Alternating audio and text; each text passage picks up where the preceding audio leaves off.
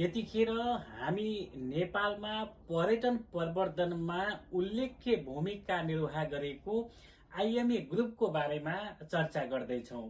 IMA ग्रुपले नेपालको पर्यटन सम्भावनालाई मध्यनजर गर्दै नेपालमा हरेक प्रदेशमा एक प्रदेश एक गौरवको आयोजना अन्तर्गत आफ्ना आयोजनाहरूलाई अगाडि बढाइरहेको छ।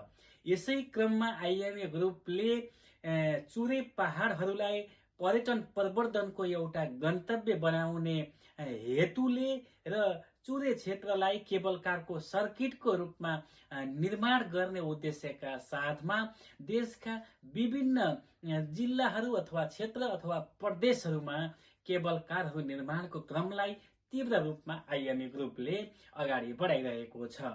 यसभन्दा अगाडि आइएमए ग्रुपले काठमाडौँको चन्द्रागिरीमा चन्द्रागिरी हिल्स, त्यसै गरी नवलपुरको गैंडाकोटमा मौलाकाली केबल कार र बुटवलमा लुम्बिनी केबल कार निर्माण सम्पन्न गरिसकेको छ भने सफलतापूर्वक सञ्चालन पनि भइरहेको छ। यसबाट आन्तरिक तथा बाह्य पर्यटन प्रवर्धनमा निकै महत्त्वपूर्ण भूमिका निर्वाह गरिरहेको छ। त्यसै गरी पाथिभरा केबल कार निर्माणको चरणमा छ।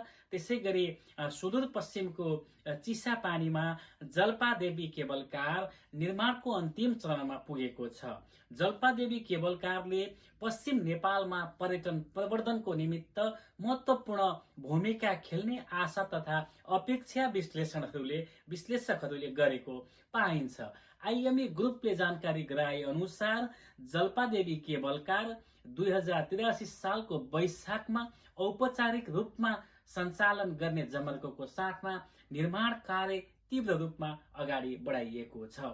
आन्तरिक तथा बाह्य पर्यटनको हबको रूपमा विकास गर्दै मित्र राष्ट्र भारतबाट अत्याधिक भारतीय पर्यटकहरूलाई त्यहाँसम्म ल्याउने चिसापानी सँगसँगै त्यस क्षेत्रको पर्यटन व्यवसायलाई वृद्धि र विकासका निमित्त पनि यो केबल कारले महत्त्वपूर्ण भूमिका निर्वाह गर्ने आशा तथा अपेक्षा राखिएको छ।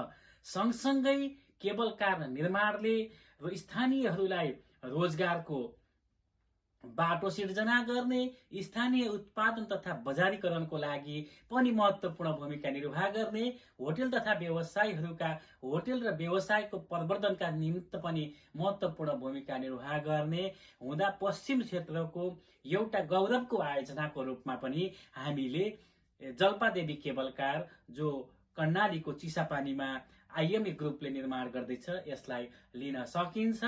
राज्य